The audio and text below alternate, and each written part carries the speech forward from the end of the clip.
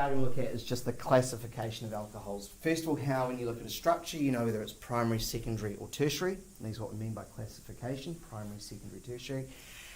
And we're going to look at some chemical tests you could do to tell if something's primary, secondary, or tertiary. Sometimes you have to do both tests, particularly if you've got a secondary alcohol. It's quite important to do both tests. Sadly for us today, I've got only a very small amount of the tertiary, so I'm not going to show you the negative that it gets for one of these experiments. I'll only show you the one that gives a positive. Plenty of these two. Plenty of the reagents, so I'll show you the positives and negatives for those as well. Alright, so the first thing we need to know is that a general formula, you're going to start seeing things like this in level 3, where it's got this thing called R next to it. R is any sized carbon chain, and it can have other functional groups coming off it as well. Right, but in the most simplistic way, it is a carbon chain. The exception being here. If you're already showing a carbon, it can also be a hydrogen. Okay, so for example, in here, methanol, where I've called it R1 to help with something else. R1 in this case is a hydrogen, but in this case it's a CH3, and in this case it's CH3CH2. All right, so it's any carbon chain. Sometimes it can be a hydrogen. Of course, it can't be hydrogen there. Can anyone tell me why it can't be hydrogen there? Because it'd just be water. It'd just be water. Fantastic. Same with these. It can't just be hydrogen in these ones because it would change the class that it is. Okay, so it's usually a carbon chain. There's only a few exceptions. Right, so I've tried to use colour to show our classes of alcohols here when we look at their structures. So the hint I'm giving you is when you see a structure with an alcohol, draw it around the carbon bound to the OH. So we draw the bit I'm going to circle in red first.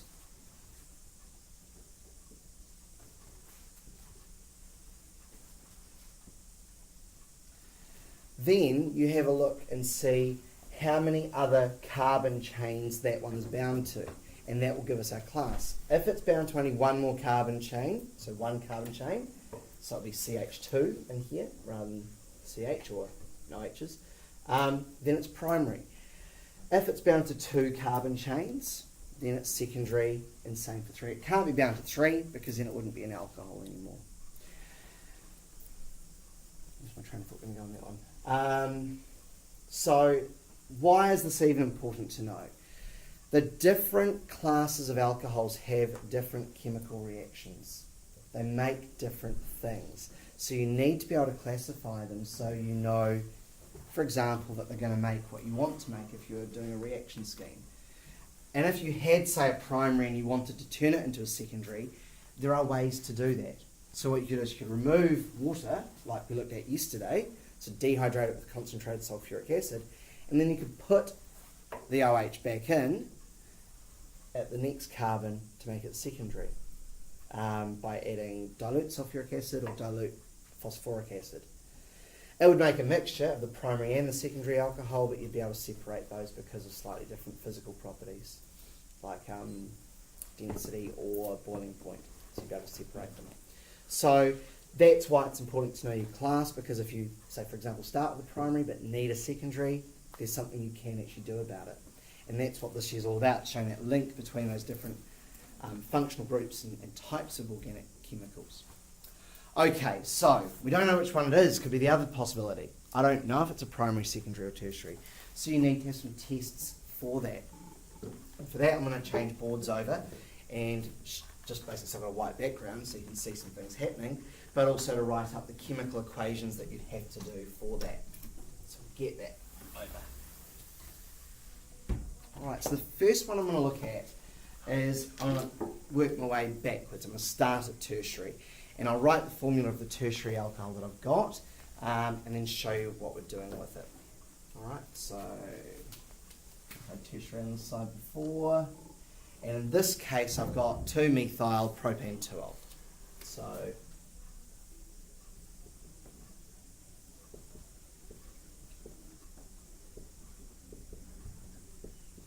and just to show that it is tertiary, 1, 2, 3 carbon-carbon bonds for the carbon that's bound to the OH. Okay, so we're just showing that. The most convincing test that you have a tertiary alcohol, and I'll put my safety glasses on for this, is with a thing called the Lucas reagent. And Lucas reagent is zinc chloride solid, anhydrous, so no water in it, dissolved in concentrated hydrochloric acid. So it's got lots and lots and lots and lots of chlorines in it. That can allow a substitution reaction to occur.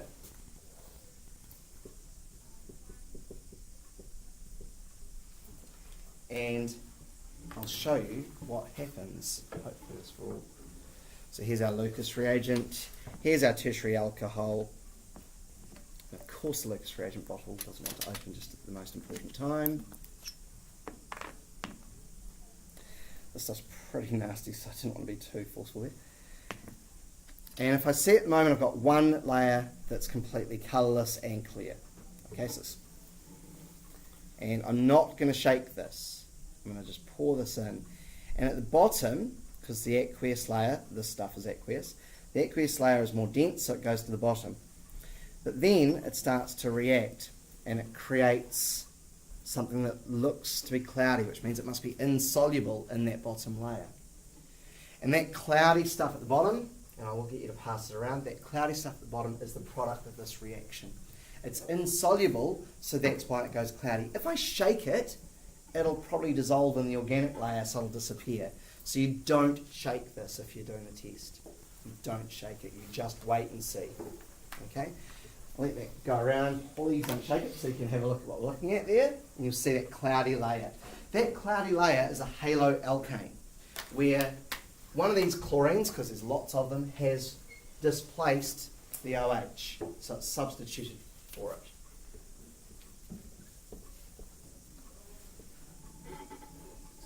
Making what is not surprisingly called a tertiary chloroalkane or a tertiary haloalkane. So this one would be called, here's your longest carbon chain, by the way, just so you're aware, 2-methyl 2-chloropropane instead of 2-methyl propan-2-ol. You'll notice that it happened immediately. Okay, so we got two layers. Bottom one was cloudy, which was because it was insoluble. What we made was insoluble, which is that. And it was immediate. Now, I've just used the last of that chemical to do that test, so I can't tell you the next thing. I can't show you the next thing, but I will tell you it. The other common test for classifying alcohols is oxidation with dichromate or permanganate. Permanganate is faster, so we tend to use that. If I try to do the same thing here with acidified potassium permanganate, which is purple, there's no reaction. And the reason is that tertiary alcohols cannot be oxidized. They cannot be oxidized. And you'll see why when I do the primary and the secondary alcohols, which can be oxidized. All right, so no reaction here.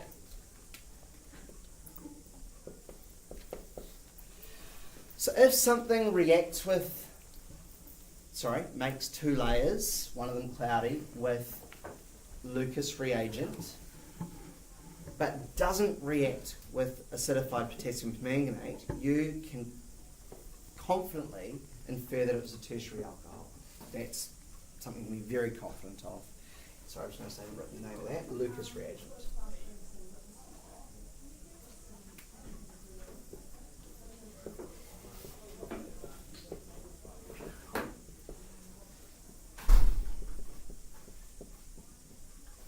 Okay, so that's tertiaries. Any questions about that before I move back to the secondaries? Okay.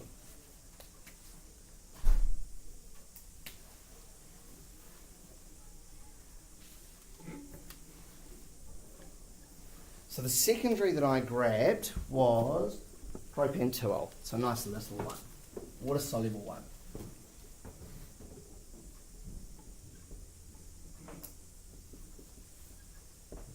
And if we have a look here, sure enough, 1, 2 carbon-carbon bonds there, so now it's secondary. Now, I'm going to do the same two tests. I'm going to do the Lucas one first because I kind of know what should happen, and I'm hoping that it behaves itself. So, again, colourless and clear. You can see through it.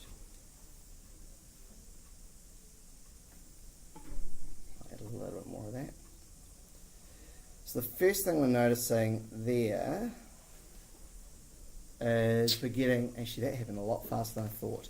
Okay, so what we see there is it makes two layers. The yellow is an impurity. Obviously that test tube wasn't clean enough. But we got the two layers straight away as well, didn't we?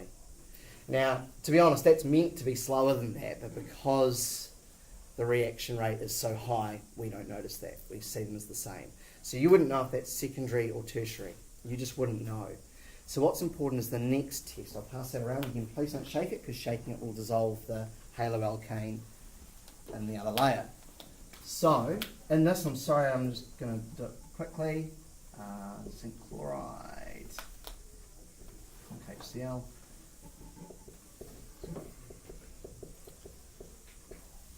So the chlorine's gone in. Same thing, substitution, 2 layers, and it was fast.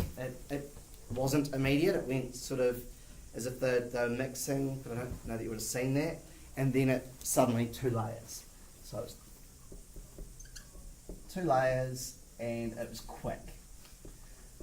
Well, what's the difference between quick and immediate? Not really much, is it? So we need another test. So we're going to try and acidify some permanganate, because I've got enough of this stuff, I can show you this one, and see what's going to happen here.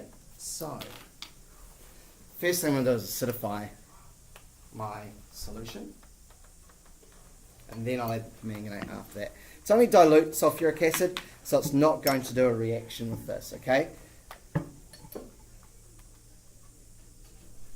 So I'm going to use quite a lot of acid because the H+ ions are pretty important in this. And then I'm only going to add a few drops of this. Now, what colour is potassium permanganate to start with? Purple. Fantastic. So if it stays purple, nothing's happening. Okay, and this one I do shake, because otherwise it just sits at the top because it's not very dense. And here's where I hope I've put enough alcohol in there, and of course I haven't. So I'm going to add a bit more to it.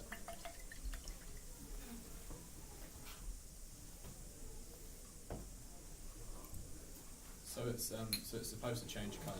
Should do, and it should be a lot quicker next. I only added a couple of drops, so I'm a little bit surprised it didn't go very well.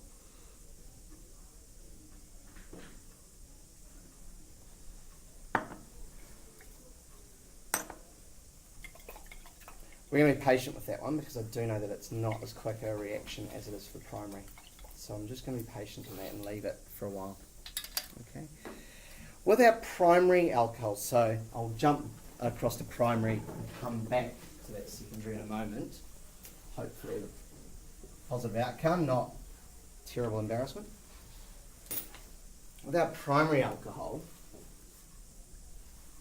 we're going to see some slightly different results. And the primary that I chose for today, actually it's convenient, it was propan-1-ol, so just the one carbon, the primary version of this.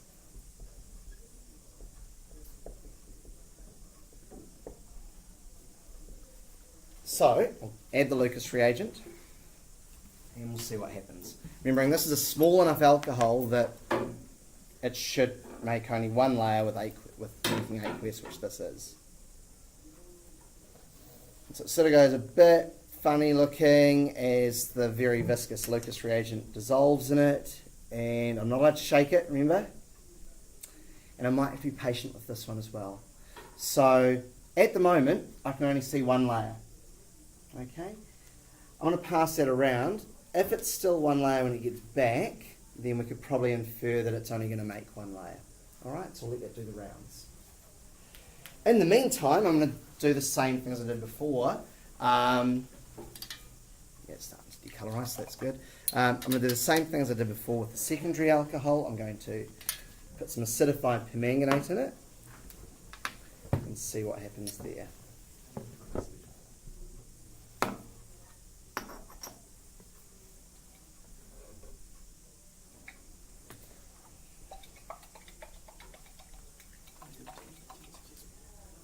Again, we may need to heat these, but I'm not overly keen on the video to heat alcohols. So I've got a water bath set up, and you never heat them directly. I'd say that's actually reacting a lot faster than the other one.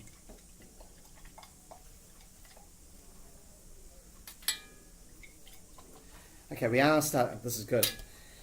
This has gone a lot paler than it was, hasn't it? Mm-hmm. Okay, obviously I added a bit more permanganate than I had the alcohol there to oxidise, so we're still left with some permanganate, but it has oxidised a little bit. It's a lot paler. It's more a pink than a purple now. That has me pretty confident that a reaction has occurred. All right, and if I wanted to check, I just have a control with water and see, oh yeah, the one with water is a lot darker. It's more purple than that one. And actually, as I hold it, it just keeps decolorising. So that's good. Okay, especially at the bottom. So I'll let you pass that one around as well. Has that primary got back? Still one layer? Okay.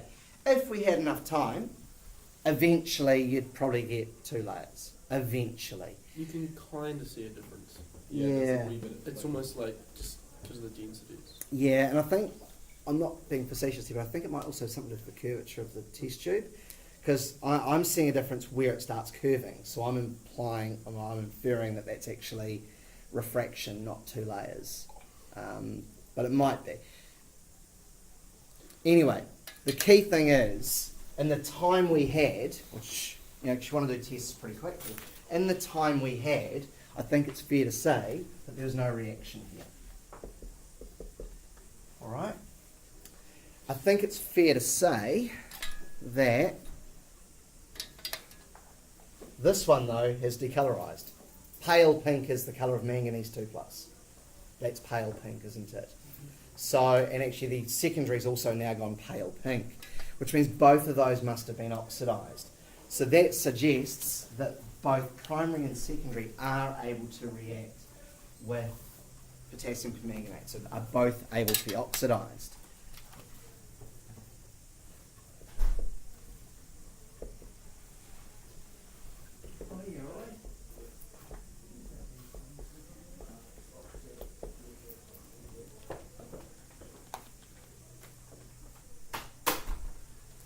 So what we need to do is know what the products are of this.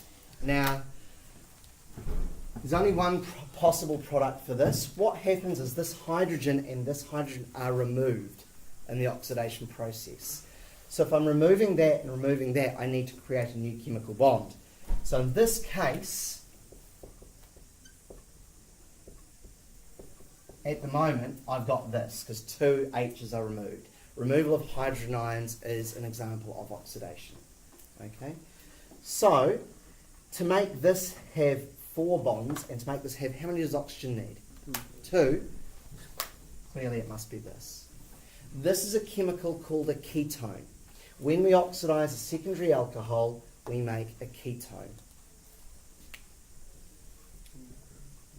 The name of this ketone, it has 3 carbons, so it's propan something. So it's just propanone. We use this O-N-E. The little trick I use for remembering these, the O's in the middle of the name, the O's in the middle of the name. Middle of the structure, middle of the name. Okay? If it's on one end, it's got a different one, and I've got a less politically correct way to remember that. I'll talk about that one in a minute. So that makes it propanone in this case. For this one here, there's actually 2 things happening. For it to decolorise as much as it did, I think it's actually reacted twice. So first of all, it's become CH3, CH2, then it's lost a hydrogen there and a hydrogen there. So we have 1 hydrogen left over. Again, to make everything have the right number of bonds, make it a double bond. This has the O on the end, on the bottom of it. These are called aldehydes, and I'll tell you why the word bottom, thinking about it as being on the bottom of the molecule, might help you with naming it. This one has 3 carbons, so it's propan something.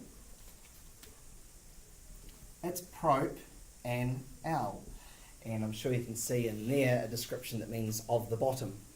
It's not why they're named that way, but it's an easy way to remember the difference between the naming of aldehydes and ketones.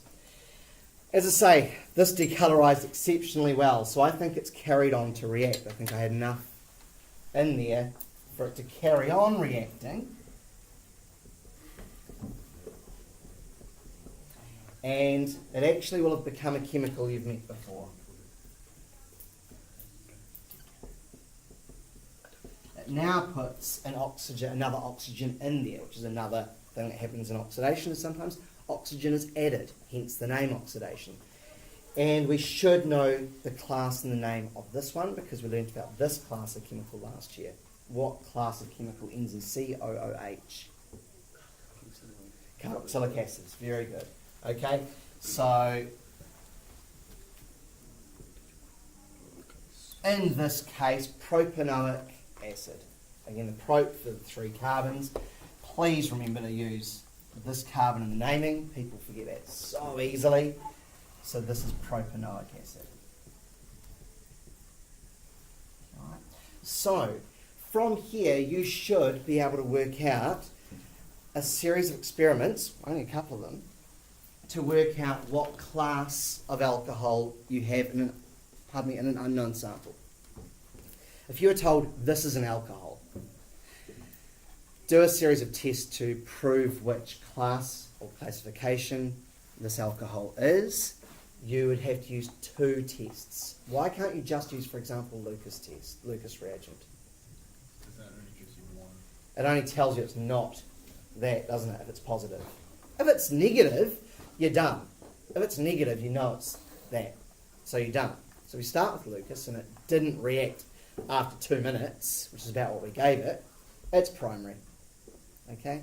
But if it did, it's one of these 2, which means your next step is to do oxidation, and you need to be patient with it, as you saw with the secondary. It got there, but it took a long time. So you need to then add acidified permanganate. If after about 5 minutes there's still no reaction, what class of alcohol was it? Tertiary. If it did decolorize though, that must have been secondary. What's a way you could do it a little bit quicker so you didn't have to wait for it to fully decolorize or not? What could you have in a test tube next to that one as to compare? So you could set it up exactly the same. Sulfuric acid, a few drops of permanganate, and in this one you've got the unknown alcohol. What could you have in this one? Just water. Just water, what we call a control. If this one is lighter than this one, does that suggest that it's decolorized a little bit? Yeah. Yeah, so you don't have to wait for it to go all the way. All right, so just use a bit of common sense on that. We could use water, compare them. Oh yeah, that's faded more than that one. So therefore, it's started to decolorize, so it must be the secondary. If you start with Lucas, it gives you your primary straight away. Okay? Yes? Didn't you say you could also heat it up or something? Yeah, we could heat it. Carefully, you'd need to set up a water bath to do that. We never heat organic compounds directly unless it's within distillation or reflux equipment, which stops the fumes getting out, because the fumes are what can catch fire. Okay, and that's not particularly fun, believe it or not. Any other questions or comments on that? I know it's quite a long video, so I'm just cautious on that. 23 minutes. Yeah.